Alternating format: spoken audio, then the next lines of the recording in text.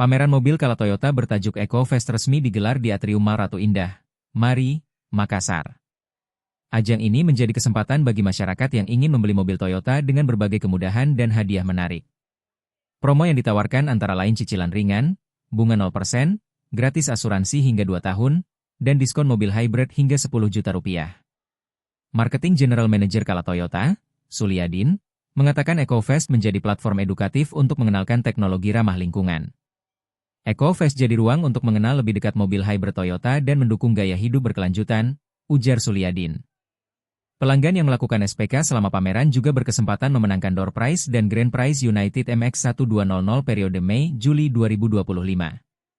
EcoFest juga diramaikan berbagai aktivitas kreatif seperti melukis botol, eco-print tote bag, fashion show, hingga talk show bertema daur. Servis paint Toyota juga diperkenalkan dalam ajang ini, dengan jam operasional di Mari dari pukul 8 hingga pukul 16.30 WITA.